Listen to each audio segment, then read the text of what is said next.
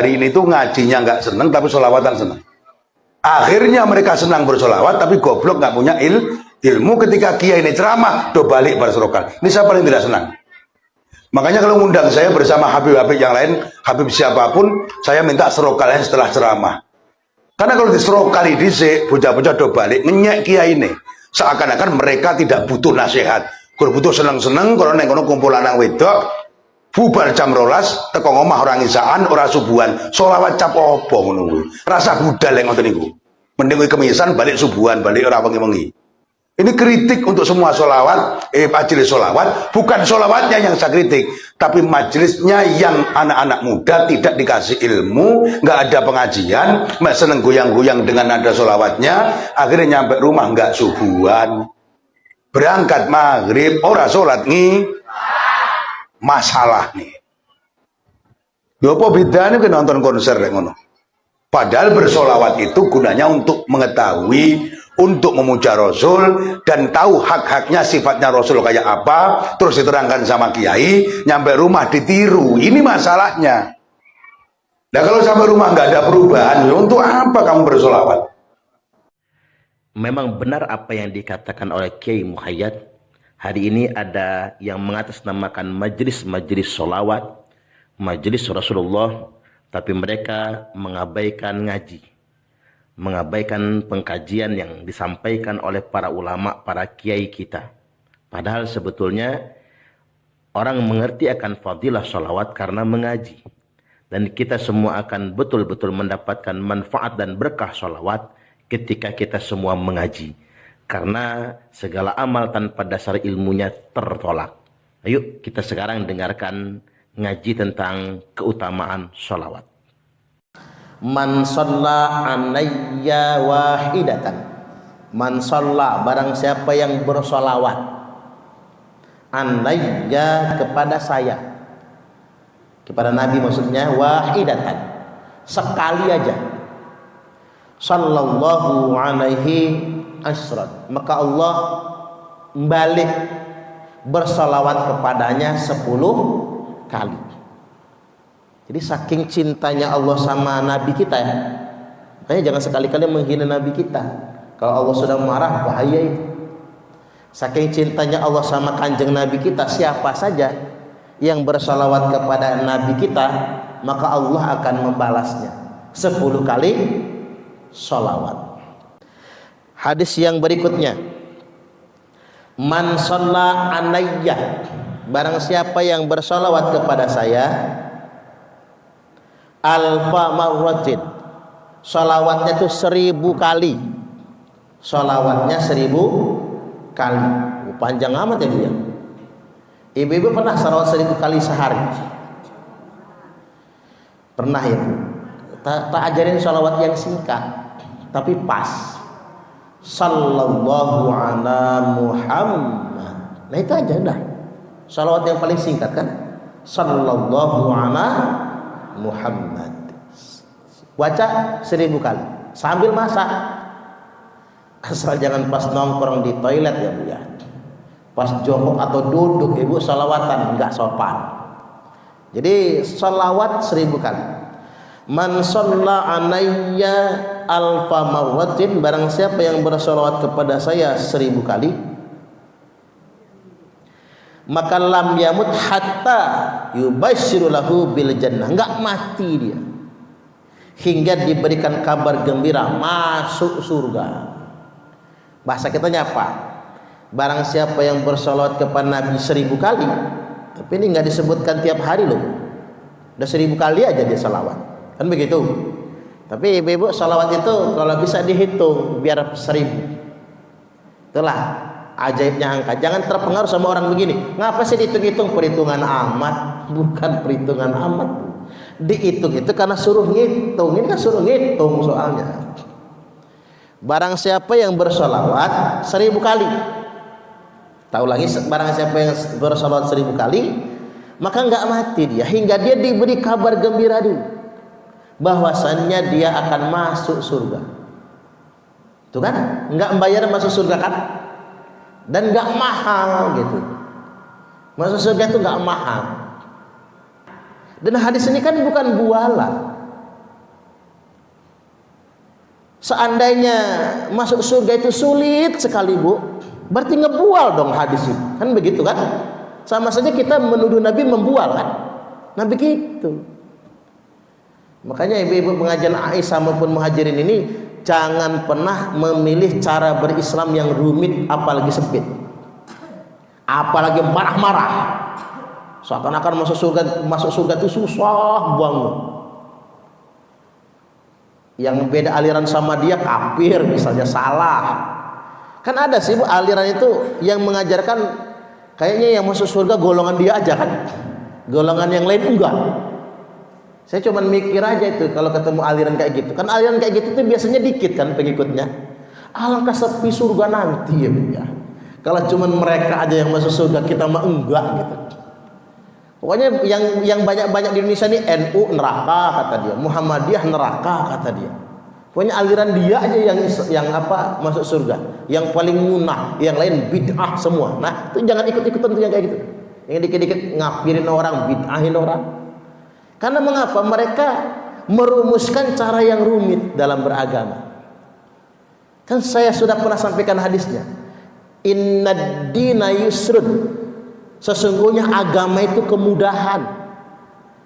Walay yushaddad dina ahadun illa ghalabah. Ini hadisnya luar biasa kan? Innad dina yusrun. Sesungguhnya agama itu kemudahan. Walay yushaddad dina ahadun illa ghalabah. Tidaklah orang yang sengaja merumit-rumitkan agama, memberat-beratkan agama, kayaknya masuk surga itu susah banget. Illa ghalabah, kecuali pasti dia akan dikalahkan. Makanya orang-orang yang agak rumit, kalau bahasa kitanya Pak, terlalu fanatik gitu beragamanya itu. Nak bener dia dewek, lah mencek orang Sunda, orang pang-pang nak cenah. Paling iman, paling soleh, paling nyunah ya teh. Kalau ketemu yang kayak gitu, nah itu susah sendiri dia. Beragama yang kayak gitu repot dewe. Salaman haram kan gitu ya Bu. Arisan haram, ke pasar haram, nonton TV haram, sengsara amat hidup Bu. Kan ada kan yang mengharamkan TV kan? TV haram, gambar haram. Enggak sekalian aja HP haram sama motor haram. Biar dia naik kuda kemana-mana kan gitu ya. Kita ketemukan aliran-alirannya kayak gitu. Illa ghalabah, kecuali pasti dia sendiri akan dikalahkan. Tidak oleh siapa-siapa, oleh agama itu sendiri dia akan dikalahkan. Rumit dewe.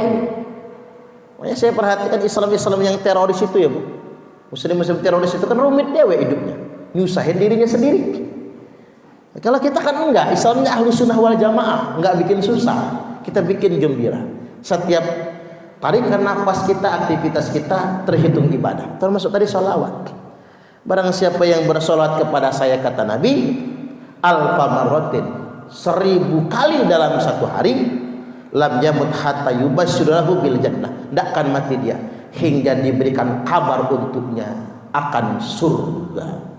Amalkanlah sallallahu ala Muhammad 1000 kali. Kalau nggak cicil aja, hari ini 100, besok 100, 10 hari 1000 dia Bu. Pokoknya ibu-ibu kalau mau masuk neraka protes, berhujahlah di hadapan Allah. Loh apa boleh? Boleh dong, kan diberi kesempatan berhujah. Loh fulan saya masukkan ke neraka kata Allah, ditunggu hujah kita apa? Enggak mau ya Allah, alasan kamu apa? Saya sudah bersolawat hingga 1000 kali. Kata si Parman, ya Allah, salawat 1000 kali itu dikasih kabar gembira masuk surga. Oh begitu kata Allah. Ya Allah tuh maha tahu, Allah pengen ngetes kan. Ya sudah kata Allah, kamu masuk surga sana. Begitu. Itu yang disebut dengan bertawasul. Masuk surga itu dengan tawasul. Sebutlah amal-amal kebaikan kita untuk masuk ke dalam surga itu. Kan tawasul namanya. Makanya kita disunahkan kalau berdoa pakai tawasul kan. Sebut amal-amal soleh kita. Baik, saya lanjutkan hadis berikutnya. Nabi SAW bersabda, Man shalla alayya sholatan wahidatan. Barang siapa yang bersolawat kepada saya satu kali solawat saja. Barang siapa yang bersolawat kepada saya, kata Nabi, sholatan wahidah, satu kali solawat saja, sallallahu alaihi biha asyran, maka Allah akan bersolawat kepadanya gara-gara dia bersolawat kepadaku itu 10 kali.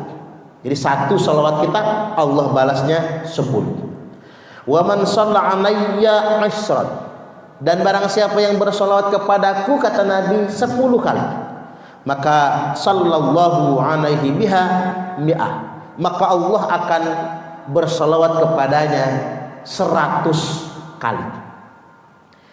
Wa man shalla alayya mi'ah, barang siapa yang bersolawat kepada saya 100 kali, kata Nabi, maka sallallahu alaihi biha alfan, maka Allah akan bersalawat kepadanya 1000 kali gara-gara dia bersalawat itu.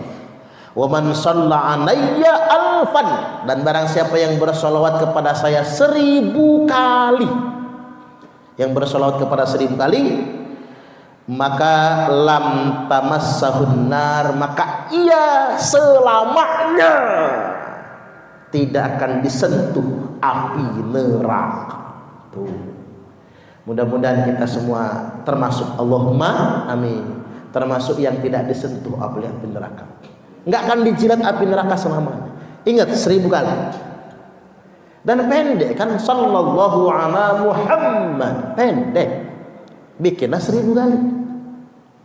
Kan kalimatnya enggak setiap hari. Kalau setiap hari lebih bagus lagi, ya, apalagi Bu udah masa tua ini kan gitu ya. 1000 mah paling nggak nyampe sejam kali ya. Kalau mau sebentar, sallallahu alaihi Muhammad, sallallahu alaihi Muhammad, terus sama tasbih.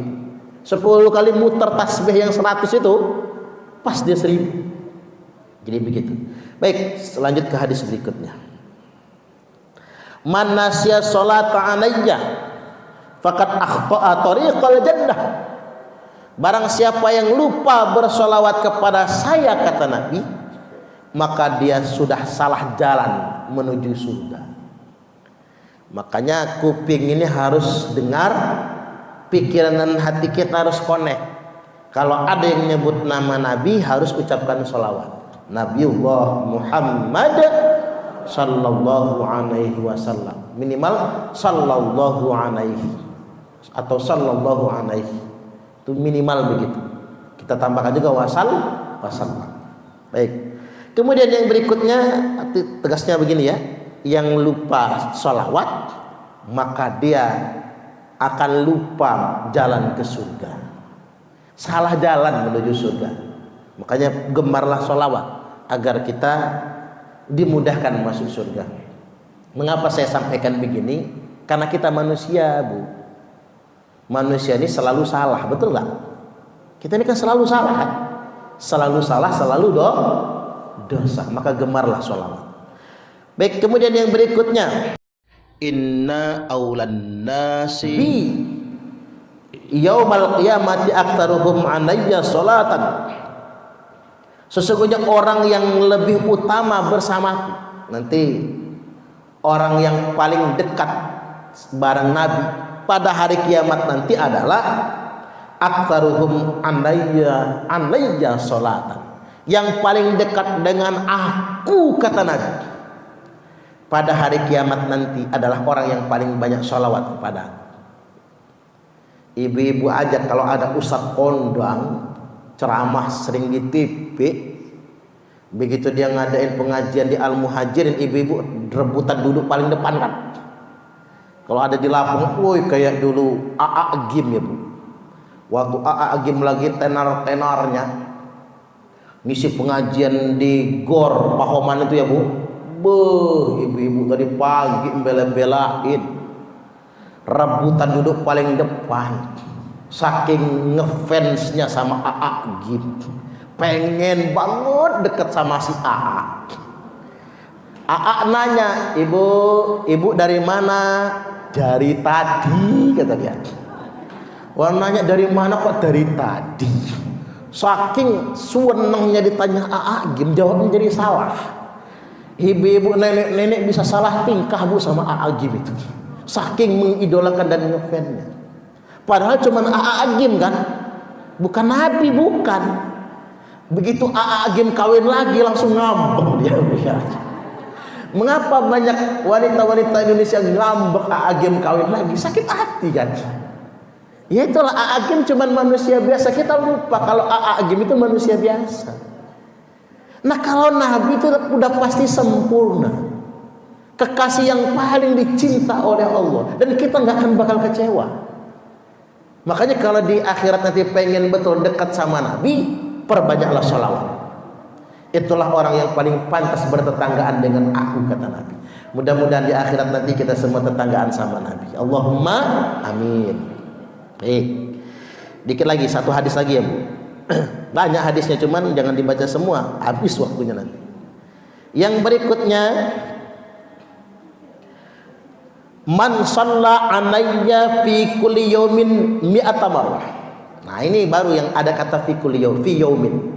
Barang siapa yang bersolawat kepada saya fi yaumin, dalam satu hari, mi'ata marrah, 100 kali. Ini baru ada kata satu hari, 100 kali.